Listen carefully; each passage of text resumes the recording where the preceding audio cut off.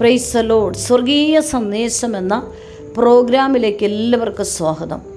ഇന്നത്തെ എപ്പിസോഡിൽ കുടുംബവും മക്കളും എന്ന സന്ദേശമാണ് ഞാൻ കൈമാറുന്നത്. ഒരു പിതാവിൻ്റെയും മാതാവിൻ്റെയും സംശയം: മക്കളെ ശാസിക്കുന്നത് ശരിയാണോ? മക്കൾ നമ്മെ സമ്മർദ്ദം ചെലുത്തും. നിങ്ങൾ ഉറച്ചു നിൽക്കുക. സമ്മർദ്ദത്തിന് വീഴുന്ന വ്യക്തിയല്ല നമ്മളെന്ന് അവർക്ക് ബോധ്യം വരുത്തണം. ഇല്ല ആകരുത്. മക്കളോട് ഇല്ല എന്നാണെങ്കിൽ അതിൽ തന്നെ ഉറച്ചു നിൽക്കുക. എന്നാണെങ്കിൽ അതിലും ഉറച്ചു നിൽക്കുക. ശരിയായ താക്കീത് നമ്മൾ നൽകുക. നമ്മുടെ അധികാരം ആദ്യമേ മക്കൾ മനസ്സിലാക്കണം. നമ്മൾ അവരിൽ നിന്നും പ്രതീക്ഷിക്കുന്നത് അവർക്ക് പറഞ്ഞ് മനസ്സിലാക്കി കൊടുക്കുക. ദൈവത്തിൻ്റെ വചനത്തിൽ സദൃശവാക്യം 19:18, പ്രത്യാശ ഉള്ളിടത്തോളം നിന്റെ മകനെ ശിക്ഷിക്കുക, എങ്കിലും അവനെ കൊല്ലുവാൻ തക്കവണ്ണം ഭാവിക്കരുത്. നമ്മുടെ തലമുറയെക്കുറിച്ച് നമുക്ക് പ്രത്യാശയുണ്ടെങ്കിൽ നമ്മൾ ആ കുഞ്ഞിൻ്റെ ജീവിതത്തിൽ മേൽ ശരിയും തെറ്റും മനസ്സിലാക്കി കൊടുക്കേണ്ട സമയത്ത്, താക്കീത് ചെയ്ത് ശിക്ഷണം കൊടുക്കേണ്ട സമയത്ത് മനസ്സിലാക്കി സ്നേഹത്തോടെ ശാസിക്കുകയും സ്നേഹത്തോടെ അവരെ ചേർത്ത് പിടിക്കുകയും വേണം. സദൃശവാക്യം 23:13, ബാലന് ശിക്ഷ കൊടുക്കാതിരിക്കരുത്, വടികൊണ്ടടിച്ചാൽ അവൻ ചത്തുപോകുകയില്ല. വ്യാജ വാഗ്ദാനങ്ങൾ നൽകി ഒരിക്കലും നമ്മുടെ കുഞ്ഞുങ്ങളെ കബളിപ്പിക്കരുത്. നമുക്ക് കഴിയാത്ത ഒരു കാര്യം ചെയ്തു തരാമെന്ന് പറഞ്ഞ് ആ സമയത്തുള്ള ദുഃഖം മാറാൻ, വിഷമം മാറുവാൻ നമുക്ക് കഴിയാത്തതിനെ കള്ളം പറഞ്ഞ് കബളിപ്പിക്കരുത്. വലുതും ചെറുതുമായ കാര്യങ്ങൾ നമ്മൾ അവരോട് വിശ്വസ്തരായിരിക്കണം. അതായത് ഏതൊരു ചെറിയ കാര്യങ്ങളാകട്ടെ വലിയ കാര്യങ്ങളാകട്ടെ നാമും അവരുമായുള്ള ബന്ധത്തിൽ വിശ്വസ്തരായിരിക്കണം. കളിക്കുവാൻ അല്പസമയം അവരെ അനുവദിക്കണം.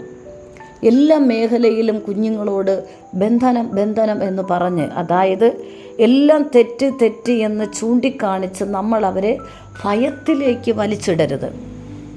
പണം കൈകാര്യം ചെയ്യുന്നതിൽ, സൂക്ഷിക്കുന്നതിൽ വ്യക്തമായി കുഞ്ഞിലെ അവരെ പരിശീലിപ്പിക്കുക. കുഞ്ഞുങ്ങളെ ശിക്ഷിച്ച ശേഷം അവരോട് വെറുപ്പ് വെച്ച് പുലർത്തരുത്. ഒരിക്കലൊരമ്മ പറഞ്ഞു, ഞാൻ ഇവന് ഒന്നും കൊടുക്കയില്ല, ഞാൻ മരിച്ചാൽ പോലും ഇവനെ കാണിക്കരുത്. അങ്ങനെ ഒരു തീരുമാനമെടുക്കുന്നതും പറയുന്നതും തെറ്റായ നിഗമനമാണ്. കാരണം നമ്മുടെ കർത്താവ് യേശു നമ്മെ പഠിപ്പിച്ചത് ക്ഷമിക്കണമെന്നാണ്. കർത്താവ് നമ്മെ ക്ഷമിക്കാനാണ് പഠിപ്പിച്ചത്. ഇവർ ചെയ്യുന്നത് ഇന്നതെന്നറിയായികൾ ഇവരോട് ക്ഷമിക്കണമേ. നമുക്ക് തലമുറയോട് ക്ഷമിക്കാനുള്ള മനസ്സുണ്ടാകണം. മക്കൾ ചെയ്ത തെറ്റ് വീണ്ടും ഓർമ്മപ്പെടുത്തി നിരാശപ്പെടുത്തരുത്, അവരെ കുറ്റപ്പെടുത്തരുത്. തെറ്റായ രീതി നമ്മൾ അവരോട് ഇടപെട്ടു എങ്കിൽ നാം അവരോട് ക്ഷമ ചോദിക്കുന്ന തെറ്റില്ല. മക്കളോട് കോപിക്കുമ്പോൾ സ്വയം നിയന്ത്രണം വിട്ട് നമ്മൾ കോപിക്കരുത്. ദൈവവചനം പറയുന്നത് കോപിച്ചാലും പാപം ചെയ്യരുത്. ചില കാര്യങ്ങൾ ഗൗരവത്തോടെ പറയേണ്ടതുണ്ട്. ആ ഗൗരവതയോടെ പറയുമ്പോൾ അതിൽ നിന്നും ഒരു പാപവാക്ക് വരരുത്. അതിൽ നമ്മൾ ശ്രദ്ധിക്കണം. ആ വാക്കിൽ നിന്നും ശാപവാക്ക് വരരുത്.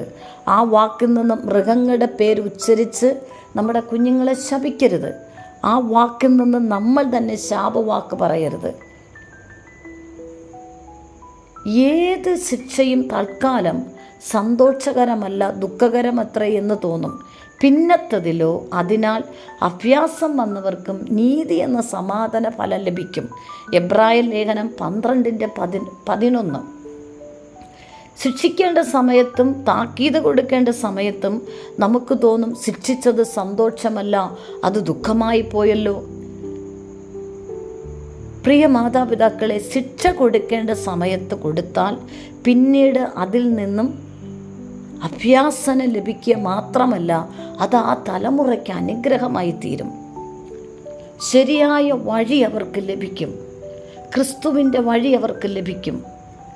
ക്രിസ്തുവിൻ്റെ വഴിയിലൂടെ നയിക്കപ്പെടുന്ന ഒരു തലമുറയ്ക്ക് ഉയരത്തുന്ന ദൈവസമാധാന കുഞ്ഞിന് ലഭിക്കും. എനിക്കറിയാവുന്ന ഒരു സൺഡേ സ്കൂൾ ടീച്ചർ, വചനം പഠിപ്പിച്ചതായ ഒരു കുട്ടി ആത്മഹത്യ ചെയ്ത് ലോകത്തുനിന്ന് മാറ്റപ്പെട്ടു പോയി. കാരണമെന്ന് പറയുന്നത്, വചനം പഠിപ്പിക്കുന്ന ടീച്ചർ അവനെ ശിക്ഷിക്കും, എന്നാൽ മാതാപിതാക്കൾ അവനെ ഒരു കാര്യത്തിലും ശിക്ഷിക്കയില്ല.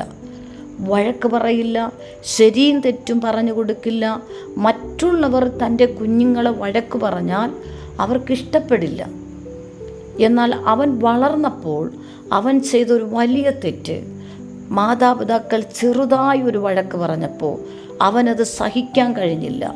അവൻ ആത്മഹത്യ ചെയ്ത് മരിച്ചുപോയി. ഇതിൽ നമുക്ക് മനസ്സിലാകുന്നത്, ആ കുഞ്ഞിനെ സ്നേഹിക്കുകയും ചെറിയ തെറ്റുകൾ ബോധ്യപ്പെടുത്തി ശിക്ഷിക്കുകയും ചെയ്തിരുന്നുവെങ്കിൽ നല്ല പ്രായത്തിൽ ആ കുഞ്ഞ് നഷ്ടപ്പെട്ടു പോകത്തില്ലായിരുന്നു. അപ്പോൾ കുഞ്ഞുങ്ങൾക്ക് ശിക്ഷ കൊടുക്കേണ്ട സമയത്തും ശരിയും തെറ്റും പറഞ്ഞ് മനസ്സിലാക്കി കൊടുത്താൽ ആ കുഞ്ഞ് വളർന്നു വരുമ്പോൾ നമുക്ക് അനുഗ്രഹമായി തീരും. ഭൂമിയിൽ നിന്ന് കിളിർത്തു വരുന്ന ഒരു വിത്ത്, അത് കിളിർത്തു നല്ലൊരു ചെറിയ തൈയായിട്ട് വരുമ്പോൾ അതിന് വേണ്ടുവോളം അതത് സമയത്ത് വെള്ളവും വളവും ഇട്ട് കൊടുക്കുമ്പോൾ മനോഹരമായി അത് വളർന്നു വരും. അതത് സമയത്ത് അതിൻ്റെ തടമൊക്കെ എടുത്ത് നമ്മൾ കൊടുക്കും തോറും നന്നായിട്ട് വളർന്നു വരും. ഈ നന്നായിട്ട് വളർന്നു വന്ന ശേഷം ഇത് നല്ല ഫലങ്ങൾ കായ്ക്കും. അത് അനേകർക്കൊരു അനുഗ്രഹമാണ്. നമ്മുടെ തലമുറകളും അതുപോലെയാണ്. പക്ഷേ ഈ തടമെടുത്ത് കൊടുക്കാതെ ഇടയ്ക്ക് വളമിടാതെയൊക്കെ ഇരിക്കുമ്പോൾ അതിൽ നിന്ന് വരുന്ന ഫലങ്ങൾ കുരുടായിപ്പോകും. എല്ലാം കുരുട് പിടിച്ചതാണോ, കഴിക്കാൻ പറ്റാത്ത ഫലമാണോ കായ്ക്കുന്നുവെങ്കിൽ അത് മൂടോടെ പിഴുതു കളയുന്നതായിരിക്കും ഏറ്റവും ഉത്തമം. അപ്പം നമ്മുടെ തലമുറകളെ വളർന്നു വരുന്ന ഒരു തൈ അത് വളർന്ന് ശരിയായ രീതിയിൽ വളരുവാൻ അതിനെ സഹായിച്ചാൽ അത് നല്ലൊരു വൃക്ഷമായി വളരുകയും അതിൽ നിന്ന് ഉളവയാകുന്ന ഫലം അത് അനേകർക്കൊരു അനുഗ്രഹമായി തീരും. ഉൽപ്പത്തി പുസ്തകം 25:28 ഏശാവിൻ്റെ വേട്ടയിറച്ചിയിൽ രുചി പിടിച്ചിരുന്നത് കൊണ്ട് ഇസ്ഹാക്ക് അവനെ സ്നേഹിച്ചു, റിബേക്കയോ യാക്കോബിനെ സ്നേഹിച്ചു. നമ്മുടെ തലമുറകളെ തമ്മിൽ താരതമ്യപ്പെടുത്തി തലമുറകൾ തമ്മിൽ അസൂയ ഉണ്ടാകുന്ന രീതിയിൽ മാതാപിതാക്കളുടെ സ്നേഹലാളനങ്ങൾ വളരെ ശ്രദ്ധിക്കണം. അപ്പോൾ തലമുറകൾ തമ്മിൽ അസൂയ ഉണ്ടാകുന്ന രീതിയിലുള്ളൊരു സ്നേഹലാളനം ചെയ്യുന്നത് മാതാപിതാക്കൾ വളരെ ശ്രദ്ധിക്കുക. അതായത്, നീ പഠിക്കില്ല, അവൻ പഠിക്കും, നീ ജോലി ചെയ്യില്ല, അവൾ ജോലി ചെയ്യും, നീ എന്നെ നോക്കില്ല, അവൻ എന്നെ നോക്കും. ഇങ്ങനെയുള്ള വ്യത്യസ്ത സംസാരങ്ങൾ തലമുറകളോട് നമ്മൾ പറയരുത്. ഒരിക്കൽ ഒരു പിതാവ് മൂത്തവൾ നന്നായിട്ട് പഠിക്കും, അവൾ നന്നായി പഠിക്കും, അവളെ ഒത്തിരി ശ്രദ്ധിക്കുകയും അവൾ ചോദിക്കുന്ന എത്ര വിലയുള്ള പുസ്തകങ്ങളായാലും വാങ്ങിക്കൊടുക്കും. അതുമാത്രമല്ല, ഇളയ കുഞ്ഞിനെ പഠിക്കില്ല എന്ന് പറഞ്ഞ് തിരസ്കരിക്കും, ശ്രദ്ധിക്കാറില്ല. ഇത് കേട്ടതായ അല്ലെങ്കിൽ ഇങ്ങനെ മനസ്സിലാക്കിയ ഇളയ കുഞ്ഞിന് പല പ്രാവശ്യം ഇത് കണ്ടപ്പോൾ ഒരു ദിവസം ഈ പിതാവ് പഠിക്കുമെന്ന് പറഞ്ഞ മൂത്ത സഹോദരിക്ക് ഒത്തിരി പുസ്തകങ്ങൾ മേടിച്ചു കൊണ്ട് വന്നപ്പോൾ ഇളയവൾക്കത് വിഷമമായി, ദേഷ്യമായി. അവൾ ആ മാതാവിൻ്റെ പിതാവിൻ്റെ മുൻപിൽ വെച്ച് ആ പുസ്തകങ്ങൾ വാരി എറിഞ്ഞ് ദേഷ്യപ്പെട്ടു. നമ്മൾ തന്നെ നമ്മുടെ തലമുറകളെ കോപിക്കാനുള്ളതായ സാഹചര്യങ്ങൾ ഉണ്ടാക്കി കൊടുക്കുകയാണ്. കുഞ്ഞുങ്ങൾക്ക് വിദ്യാഭ്യാസം ആവശ്യമായതും വരെ നമ്മൾ പഠിപ്പിക്കണം. പക്ഷേ ഓരോരുത്തരുടെ ബുദ്ധിമണ്ഡലങ്ങൾ വ്യത്യസ്തമാണ്. ചിലർ നന്നായിട്ട് പഠിക്കും, ചില കുഞ്ഞുങ്ങൾക്ക് അല്പം താമസിച്ചവർ പഠിക്കത്തുള്ളൂ. പക്ഷേ രണ്ടുപേരെയും ഒരുപോലെ അവരുടെ രണ്ടുപേരുടേതായ ആ ദൈവീക ജ്ഞാനം അല്ലെങ്കിൽ ആ രണ്ടുപേരുടെ ബുദ്ധി മനസ്സിലാക്കി നമ്മൾ അവരോട് സംസാരിക്കുക. നമുക്ക് വേണ്ടുന്നോളം അവർക്ക് വിദ്യാഭ്യാസം കൊടുക്കാം. നമ്മുടെ സാമ്പത്തികം അനുസരിച്ച് നമുക്ക് ദൈവകരങ്ങൾ കൊടുത്ത് പ്രാർത്ഥിച്ച് അവരെ പഠിപ്പിക്കാം. അപ്പോസ്തലപ്രവൃത്തി 22:3 പൗലോസ് ഗമാലിയൻ്റെ കാൽക്കീഴിലിരുന്ന് പഠിക്കുകയും അഭ്യസിച്ചവനുമായിരുന്നു എന്ന് നമ്മെ ആ വചനത്തിലൂടെ നമുക്ക് മനസ്സിലാക്കി തരുന്നു. സൂക്ഷ്മതയോടെ പഠിച്ച വ്യക്തിയായിരുന്നു പൗലോസ്. തൻ്റെ വിദ്യാഭ്യാസ സമയം നന്നായി ഉപയോഗിച്ചു എന്നാണ് വചനം നമ്മെ പഠിപ്പിക്കുന്നത്. അതായത് വിദ്യാഭ്യാസം ചെയ്യുന്ന കുഞ്ഞുങ്ങൾക്ക് മാതാപിതാക്കൾ വേണ്ടുവോളം അവരെ ശ്രദ്ധിക്കുകയും കാര്യങ്ങൾ ചെയ്തു കൊടുക്കുകയും ചെയ്യുക. മക്കൾക്ക് ആവശ്യമായ വിദ്യാഭ്യാസം നൽകുന്നത് നല്ലതാണ്. പഠനകാര്യങ്ങളിൽ കർശനവും കായിക കലകൾ പ്രോത്സാഹനവും നൽകുന്നത് നല്ലതാണ്. ശുശ്രൂഷ ചെയ്യുന്ന മാതാപിതാക്കളുണ്ട്, ജോലിയിലായിരിക്കുന്നവരുണ്ട്, വ്യത്യസ്ത ജോലിയിലായിരിക്കുന്നവരുണ്ട്, അതായത് കൂലിപ്പണി ചെയ്യുന്ന മാതാപിതാക്കളുണ്ട്. എന്നാലും മക്കളുമായി സമയം ചെലവഴിക്കാൻ മറക്കരുത്. നമുക്കൊത്തിരി ക്ഷീണങ്ങൾ കാണും, പക്ഷേ അവരുമായിട്ടുള്ള സമയം നമ്മൾ ചെലവഴിക്കുക. നമ്മളൊന്ന് ശ്രദ്ധിക്കുക. ഒന്നാമതായി നമുക്ക് നമ്മുടെ ജീവിതത്തിലും നമ്മുടെ വ്യക്തിപരമായി കുടുംബത്തിൻ്റെ സ്ഥാനം ദൈവത്തിന് കൊടുക്കുക. രണ്ടാമതായി ദൈവം തന്നിരിക്കുന്ന കുടുംബത്തിന് കൊടുക്കുക. മൂന്നാമതായി നിങ്ങളെ ദൈവം ഏൽപ്പിച്ചിരിക്കുന്ന ദൗത്യങ്ങൾ എന്തുവാണ് അതിൽ നിങ്ങൾ ശ്രദ്ധിക്കുക. ആ കാര്യങ്ങൾ വിശ്വസ്തയോടെ ചെയ്യുക. ഏലി പുരോഹിതനും ശമൂവേലും ദൈവത്തിൻ്റെ വലിയ ശുശ്രൂഷക്കാരുമായിരുന്നു. അവരുടെ മരണത്തോടെ അത് അവസാനിക്കുന്നത് കാണുവാൻ കഴിയും. എന്നാൽ അബ്രഹാമിനെ കുറിച്ച് ദൈവം പറയുന്നത്, അബ്രഹാം തൻ്റെ മക്കളോടും തനിക്ക് പിമ്പുള്ള കുടുംബത്തോട് നീതിയും ന്യായവും പ്രവർത്തിച്ചുകൊണ്ട് യഹോവയുടെ വഴി നടപ്പാൻ കൽപ്പിക്കേണ്ടതിന് ഞാൻ അവനെ തിരഞ്ഞെടുത്തിരിക്കുന്നു എന്നാണ്. ആമേൻ. അബ്രഹാമിൻ്റെ അനുഗ്രഹം ഇപ്പോഴും നമ്മെ പിന്തുടരുന്നു. ഉൽപ്പത്തി പുസ്തകം 18:19 ചില ദിവസങ്ങൾ സമയങ്ങൾ കുടുംബത്തോട് ചിലവഴിക്കുന്നത് ഏറ്റവും അനുഗ്രഹമാണ്. നാം നല്ല തലമുറകൾക്കായി പ്രാർത്ഥിക്കുകയും ഓരോ ദിവസവും തലമുറകൾക്ക് വേണ്ടി പ്രാർത്ഥിക്കുക മാത്രമല്ല, ഓരോ ദിവസവും അവരെ പ്രാർത്ഥനയെ നമ്മൾ വഹിക്കുക. അവർക്ക് വേണ്ടി ഉപവസിച്ച് പ്രാർത്ഥിക്കുക. അവരുടെ വിഷയങ്ങൾ എഴുതി വെച്ച് പ്രാർത്ഥിക്കുക. അവരുടെ തെറ്റുകൾ അവർക്ക് പറഞ്ഞാൽ മനസ്സിലാകത്തില്ല. അങ്ങനെയുള്ള സാഹചര്യത്തിലാണെങ്കിൽ അവരെ ഓർത്ത് പ്രാർത്ഥിക്കുക. അവരെ ഭരിക്കുന്ന ആ അനുസരണക്കേണ്ട ദുരാത്മാവരെ നീങ്ങിപ്പോകുവാൻ നമ്മൾ അവർക്ക് വേണ്ടി പ്രാർത്ഥിക്കുക. പരിശുദ്ധാത്മാവ് അവരെ ഹൃദയത്തിലോട്ട് വരുമ്പോൾ കുഞ്ഞുങ്ങളുടെ ഹൃദയത്തിന് മാറ്റം വരും. എന്നാൽ പരിശുദ്ധാത്മാവ് നിങ്ങളുടെ മേൽ വരുമ്പോൾ നിങ്ങൾ ശക്തി ലഭിച്ചിട്ട്, അപ്പോൾ പരിശുദ്ധാത്മാവ് നമ്മുടെ തലമുറയുടെ ഹൃദയത്തിൽ പകർന്ന് പ്രാർത്ഥിക്കുക, വസിക്കുവാൻ പ്രാർത്ഥിക്കുക. ആ പരിശുദ്ധാത്മാവ് തലമുറയുടെ ഹൃദയത്തിലേക്ക് ചെല്ലുമ്പോൾ ആ പരിശുദ്ധാത്മാവിനാൽ തലമുറകളുടെ ഹൃദയത്തിന് മാറ്റം സംഭവിക്കും. അതായത് രൂപാന്തരം സംഭവിക്കും. മക്കളുടെ ശ്രേഷ്ഠതകളെ വിലമതിക്കുകയും മറ്റു കാര്യങ്ങളിലും നന്നായി ചെയ്യുവാൻ അവരെ പ്രോത്സാഹിപ്പിക്കുകയും ചെയ്യുന്നത് അനുഗ്രഹമാണ്. തലമുറകൾക്ക് സ്നേഹം നൽകുക. സ്നേഹം ഒരു നാളും തോറ്റുപോകുന്നില്ല. 1 കൊരിന്ത്യർ 13:8 ഇങ്ങനെയാണ്: സ്നേഹം ഒരു നാളും ഉതിർന്നു പോകുകയില്ല, പ്രവചന വരുമോ അത് നീങ്ങിപ്പോകും. അപ്പോൾ നമുക്ക് നമ്മുടെ കുഞ്ഞ് ഏത് മേഖലയിലായിരുന്നാലും സ്നേഹം കൊണ്ട് നമുക്കവരെ തിരിച്ചെടുക്കാൻ കഴിയും. സ്നേഹം ഒരു നാളും ഉതിർന്നു പോകുകയില്ല. സ്നേഹിക്കുമ്പോൾ അവിടെ തോൽവിയല്ല വരുന്നത്, അവിടെ ജയമാണ് വരുന്നത്, വിജയമാണ് വരുന്നത്. കുഞ്ഞുങ്ങളെ രക്ഷയുടെ പാതയിൽ കൊണ്ടുവരുവാൻ ക്രമമായി നമ്മളവരെ ആലയത്തിൽ നിരന്തരമായി കൊണ്ടുപോകുക. പ്രാർത്ഥനയിൽ അവരെ നിർബന്ധമായി പങ്കെടുപ്പിക്കുക. അപ്പ അമ്മ എന്ന് വിളിക്കുമ്പോൾ തന്നെ യേശു എന്ന് വിളിക്കുവാനും പഠിപ്പിക്കണം. ക്രമേണ ദൈവം സ്നേഹമാകുന്നു എന്നിങ്ങനെയുള്ള വാക്യങ്ങളൊക്കെ കുഞ്ഞുങ്ങളെ പഠിപ്പിച്ചു കൊടുക്കണം. കുഞ്ഞു പിള്ളേരോട് ഇങ്ങനെ നമ്മൾ ഇടപെടണം.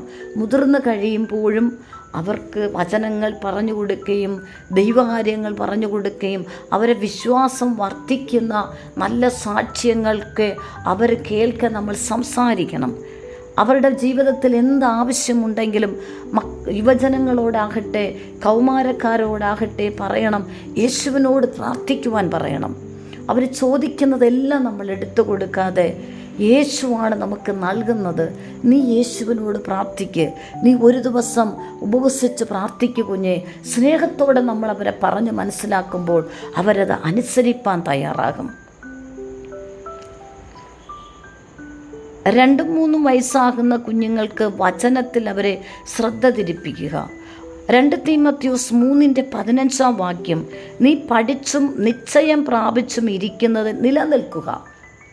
അപ്പോൾ നമ്മൾ പഠിച്ചും നിശ്ചയം പ്രാപിച്ചിരിക്കുന്നത് നമ്മുടെ കുഞ്ഞുങ്ങൾക്കും പഠിപ്പിച്ചും അവരെ നിശ്ചയം പ്രാപിക്കുവാൻ നമ്മൾ പ്രാർത്ഥിക്കുകയും അവരെ പ്രോത്സാഹിപ്പിക്കുകയും ചെയ്യണം. വാക്തത്വത്തിൽ വളർത്തുന്ന മക്കളെ ഓർത്ത് നമ്മൾ ഒരിക്കലും ഭയപ്പെടരുത്. ലോകത്തിലെ എല്ലാ കാര്യങ്ങളും കേട്ട് നമ്മുടെ തലമുറയെക്കുറിച്ച് നമ്മൾ ഭയപ്പെടരുത്. കാരണം നമ്മുടെ തലമുറയെക്കുറിച്ച് ദൈവം പറഞ്ഞിരിക്കുന്ന വാക്തത്വമുണ്ട്. ആ വാക്തത്വത്തെ നമ്മുടെ തലമുറയെ നോക്കി പ്രഖ്യാപിച്ച് നമ്മൾ അവർക്ക് വേണ്ടി പ്രാർത്ഥിക്കുക. നമ്മുടെ ദൈവം അത്ഭുതവനാണ്. ആ അത്ഭുത മന്ത്രി, വീരനാം ദൈവം, നിത്യപിതാവ്, സമാധാനത്തിൻ്റെ പ്രഭുവാണ്. നമ്മുടെ തലമുറകളെക്കുറിച്ച് ദൈവം പറഞ്ഞിരിക്കുന്നതായ വാക്തത്വങ്ങളെ പ്രഖ്യാപിച്ച് വിശ്വസിച്ച് നമ്മൾ അവർക്ക് വേണ്ടി പ്രാർത്ഥിച്ചാൽ മാത്രം മതി. ഹല്ലേലൂയ. ന്യായാധിപന്മാരുടെ പുസ്തകം 13:8 മനോഹ യഹോവയോട് പ്രാർത്ഥിച്ചു, കർത്താവേ, നീ അയച്ച ദൈവപുരുഷൻ വീണ്ടും ഞങ്ങളുടെ അടുക്കൽ വന്ന് ജനിപ്പാനിരിക്കുന്ന ബാലൻ്റെ കാര്യത്തിൽ ഞങ്ങൾക്ക് ഉപദേശിച്ച് തരുമാറാകട്ടെ എന്ന് പറഞ്ഞു. മനോഹ പ്രാർത്ഥിക്കുന്നത് ജനിപ്പാനിരിക്കുന്ന തലമുറയെക്കുറിച്ച് വീണ്ടും ദൈവശബ്ദം കേൾക്കുവാൻ പ്രാർത്ഥിക്കുന്നു, ദൈവത്തിൻ്റെ ഉപദേശം കേൾക്കുവാൻ പ്രാർത്ഥിക്കുന്നു. അതായത് നമ്മുടെ തലമുറകളെക്കുറിച്ചുള്ള കാര്യങ്ങൾ ദൈവത്തോട് നാം ആലോചന ചോദിക്കണം, നാം കേൾക്കണം, അത് കേട്ട് അതനുസരിച്ച് അവരെ ഉപദേശിക്കണം, അവരെ വളർത്തണം. നമ്മുടെ കുഞ്ഞുങ്ങളെക്കുറിച്ചുള്ള വാക്തത്വങ്ങളും ദൈവശബ്ദങ്ങളും വചനത്തിലൂടെയും പ്രവചനങ്ങളിലൂടെയും സ്വപ്നങ്ങളിലൂടെയും ദൈവം നമുക്ക് നൽകിയിട്ടുള്ളത് അതിനെ ഓർത്ത് നമ്മൾ വിശ്വസിച്ച് അവരിൽ മേൽ നമ്മൾ പ്രഖ്യാപിക്കണം. ഈ ദൂതുകൾ കേൾക്കുമ്പോൾ കുഞ്ഞുങ്ങൾ ഒരുപക്ഷെ അത്രത്തോളം വിശ്വാസത്തിൽ വന്നിട്ടില്ലായിരിക്കാം, ശരിയായ മാർഗത്തിലല്ലായിരിക്കാം. പക്ഷേ ഈ ദൂതുകളെ പറഞ്ഞ് പ്രാർത്ഥിക്കണം. എൻ്റെ തലമുറയിൽ ദൈവത്തിനൊരു പ്ലാനിങ് ഉണ്ട്, ഇതാണ് എൻ്റെ തലമുറയുടെ വാക്തത്വം.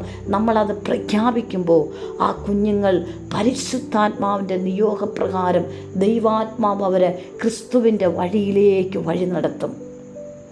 എന്നെ കേൾക്കുന്ന മാതാപിതാക്കളെ, ഇന്ന് ഞാൻ ചെറിയൊരു സബ്ജക്റ്റാണ്, അതായത് ചെറിയൊരു വിഷയമാണ് ഞാൻ പങ്കുവച്ചത്. കുടുംബവും മക്കളും എന്നുള്ള നിങ്ങളുടെ കുടുംബത്തിൻ്റെ മക്കളും നിങ്ങളുമായിട്ടുള്ള ബന്ധവും അവരുമായിട്ട് നിങ്ങൾ ഇടപെടേണ്ടതും നിങ്ങൾ ശ്രദ്ധിക്കേണ്ടതും അവരെ നമ്മൾ ക്രിസ്തുവിൽ എങ്ങനെ വളർത്തണം, ശരിയും തെറ്റും എങ്ങനെ ബോധ്യപ്പെടുത്തണം എന്നുള്ള ഈ ചെറിയ സന്ദേശം നിങ്ങളുടെ ജീവിതത്തിൽ ഒരു അനുഗ്രഹമായി തീരട്ടെ.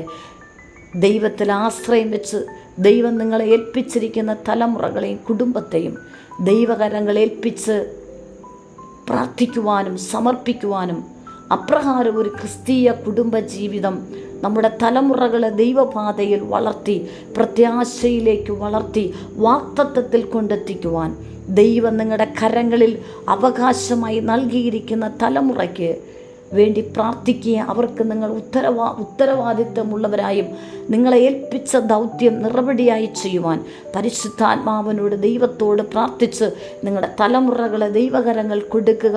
അവർക്ക് ചെയ്യാനുള്ള നിങ്ങൾ ചെയ്യുക. ബാക്കി കാര്യങ്ങൾ കർത്താവിൻ്റെ കരങ്ങളെ നിങ്ങളുടെ തലമുറ ഏൽപ്പിക്കുക. പരിശുദ്ധാത്മാവ് നിങ്ങളെയും നിങ്ങളുടെ തലമുറകളെയും അനുഗ്രഹിക്കും. എന്നെ കേൾക്കുന്ന ഈ ദൈവശബ്ദം കേൾക്കുന്ന കുടുംബത്തിലുള്ള മാതാപിതാക്കളോട് പരിശുദ്ധാത്മാവ് പറയുന്നു, നിങ്ങളുടെ കുടുംബത്തിൽ തലമുറകളെക്കുറിച്ച് വ്യത്യസ്ത രീതിയിൽ നിങ്ങൾ വേദനപ്പെടുന്നുണ്ടോ, പ്രയാസപ്പെടുന്നുണ്ടോ, ശരിയായ മാർഗത്തിലല്ലേ അവരായിരിക്കുന്നത്? ഈ ശബ്ദം കേൾക്കുമ്പോൾ നിങ്ങൾ സമർപ്പിക്കുക. പരിശുദ്ധ കർത്താവേ, എൻ്റെ കുഞ്ഞുങ്ങൾ ദൈവീക വഴിയിൽ ദൈവീക പാതയിൽ കടന്നു വരാനും അവരിലുള്ള വാക്തത്വം നിറവേറാനും ഞാൻ പ്രാർത്ഥിക്കുന്നു. ഈ കേൾക്കുന്ന വചനത്തിലൂടെ ഞാൻ എൻ്റെ കുഞ്ഞുങ്ങൾക്കായി ഞാൻ ഇനിയും പ്രാർത്ഥിക്കും. ഞാൻ അവരോട് ക്ഷമിക്കും. ഞാൻ അവരോട് ക്ഷമിച്ച് ഞാൻ അവർക്ക് വേണ്ടി പ്രാർത്ഥിക്കും. അവരെ ജീവിതത്തിലെ നന്മ ഞാൻ കാണും. അതിനായി ഞാൻ പ്രാർത്ഥിക്കുന്നു. അങ്ങനെ സമർപ്പിച്ച് നിങ്ങളുടെ തലമുറകൾക്ക് വേണ്ടി സമർപ്പിച്ച് പ്രാർത്ഥിക്കുന്ന പ്രിയപ്പെട്ടവർ ഈ ശബ്ദം കേൾക്കുന്നുവെങ്കിൽ എന്നോടൊപ്പം പ്രാർത്ഥിക്കുക. ഞാൻ ഒരു നിമിഷം നിങ്ങൾക്കും നിങ്ങളുടെ തലമുറയ്ക്ക് വേണ്ടി പ്രാർത്ഥിക്കുന്നു. പരിശുദ്ധ കർത്താവേ, ഈ നിമിഷത്തിനായി നന്ദി. ഈ ശബ്ദം കേട്ട് ഇതിൽ സമർപ്പിച്ച മാതാപിതാക്കൾക്കായി, അവരുടെ തലമുറകൾക്കായി ഞാൻ പ്രാർത്ഥിക്കുന്നു. ആ തലമുറയിന്മേലുള്ള വാഗ്ദത്തങ്ങൾ തുറക്കപ്പെടട്ടെ. അനുഗ്രഹമുള്ള, അനുസരണമുള്ള, ദൈവഭക്തിയുള്ള, ദൈവകൃപയുള്ള യേശുവോ ജ്ഞാനത്തിലും ബുദ്ധിയിലും വളർച്ചയിലും വളർന്നു വന്നതുപോലെ ഈ തലമുറകൾ ദൈവത്തിനായി വളർന്നു വരട്ടെ. ഇവരുടെ ജീവിതത്തിൽ എല്ലാ അനുസരണക്കേടിൻ്റെ ദുരാത്മാവ് മാറിപ്പോകട്ടെ. ദൈവസാന്നിധ്യം തലമുറകൾമേൽ ഇറങ്ങി വരാൻ ഞാൻ പ്രാർത്ഥിക്കുന്നു. ദൈവീക വിടുതലുകൾ ഈ കുടുംബത്തിലും തലമുറകളിൽ വെളിപ്പെടട്ടെ. യേശു ക്രിസ്തുവിൻ്റെ നാമത്തിൽ തന്നെ ആമേൻ. പരിശുദ്ധാത്മാവ് ഈ തിരുവചനത്തിലൂടെ, ഈ വിഷയത്തിലൂടെ, ഈ ദൈവശബ്ദത്തിലൂടെ നിങ്ങളെ അനുഗ്രഹിക്കട്ടെ. നിങ്ങൾക്ക് നിങ്ങളുടെ കുടുംബത്തിന് വേണ്ടിയോ നിങ്ങളുടെ തലമുറയ്ക്ക് വേണ്ടിയോ പ്രാർത്ഥിക്കാൻ ഒരു പ്രാർത്ഥന വിഷയമുണ്ടെങ്കിൽ ഈ സ്ക്രീനിൽ കാണുന്ന നമ്പറിൽ നിങ്ങൾ ഞങ്ങളെ വിളിക്കുക. നിങ്ങൾക്ക് വേണ്ടി ഞങ്ങൾ പ്രാർത്ഥിക്കും. പരിശുദ്ധാത്മാവ് നിങ്ങളെല്ലാവരെയും സഹായിക്കട്ടെ. God bless you. ആമേൻ.